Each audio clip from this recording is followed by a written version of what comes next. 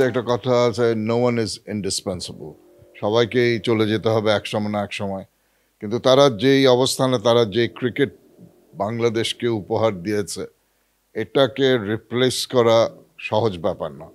এত বছর ধরে কনসিস্টেন্টলি খেলে একটা কি বলবো, একটা খুব শক্তিশালী দল না তারা যখন শুরু করেছিল বাংলাদেশ।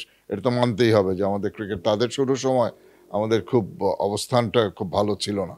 সেই জায়গা থেকে এরা খেলে খেলে দলকে যেভাবে নিজেদের 150% দিয়ে দলকে যেই অবস্থানে এনেছে, সেটা, সেই ডেডিকেশনটা, সেই কমিটমেন্টটা, সেই মানসিকতাটা যদি ইয়াঙ্গার জেনারেশন দিতে পারে, তাহলে এই কঠিন কাজটা কিন্তু করা সম্ভব। একেবারে যে তাদেরকে রিপ্লেস করা সম্ভব না। অনেক খেলোয়াড়ই over the years, hundreds of years বিভিন্ন দলে নামি দামি খেলোয়াড়রা এসেছেন, চলে গেছেন, আরও এক সেট নামি খেলোয়াড় এসছে। ইট ইজ নট ইম্পসিবল, কিন্তু এটা করার জন্য যে অধ্যবসায় দরকার, যে মানসিকতা দরকার, আজকের ইয়াঙ্গার জেনারেশনের মধ্যে সেটা কতটা আছে সেটা একটা দেখার ব্যাপার আছে। কারণ টি-20 ক্রিকেটটা এমন একটা ফরম্যাট যেটা খুব দ্রুততার সঙ্গে টাকাও এনে দিচ্ছে, খেলাও শেষ হয়ে যাচ্ছে। বেসিক ফাউন্ডেশনটা যাদের পোক্ত, তা বেসিক ফাউন্ডেশন বলতে আমি বলছি লঙ্গার ভার্সন ক্রিকেট। যখনই টেস্ট ক্রিকেট বা লঙ্গার 5 দিন 4 দিনের ক্রিকেট খেলে, ক্রিকেটের যে নুয়ান্সেস, বিভিন্ন জিনিসগুলো আছে, টেকনিকের ব্যাপার, স্কিল সেটসের ব্যাপার, মানসিক প্রস্তুতির ব্যাপার, সেটা কিন্তু একজন ক্রিকেটারকে গড়ে ডোমেস্টিক লঙ্গার ভার্সন ক্রিকেট।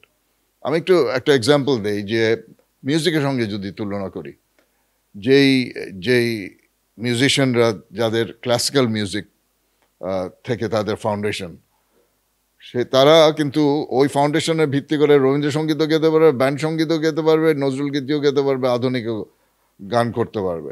কিন্তু হঠাৎ করে একজন যদি ব্যান্ড সঙ্গীত দিয়ে শুরু করে, তাকে অন্যান্য সঙ্গীত করতে গেলে কিন্তু হয়তো বা বিপাকে পড়তে পারে। আমি এটা বলছি না ব্যান্ড সঙ্গীত বলাটা বিরক্ত হয় না, কিন্তু অনেক সময় দেখা যায় যে ওই ভিতের কথাটা, আমি একটা এক্সাম্পল যেটা করলাম, তো ভিতটা পাকাপোক্ত হলে এই মাহমুদুল্লাহ রিয়াদ, মুশফিকুর রহিম, যারা আস্তে আস্তে আমাদের ক্রিকেট ছেড়ে চলে যাচ্ছেন, তাদের অনুপস্থিতিটাকে পরিপূর্ণ করার জন্য আমার মনে হয় সুযোগ থাকবে। কিন্তু অধ্যাবসায়, আমি যেটা মানসিকতা, অধ্যাবসায় যদি আমি সম্পূর্ণভাবে ক্রিকেটের দিকে না দেই, তাহলে এই পর্যায়ে যেতে অসুবিধা হবে।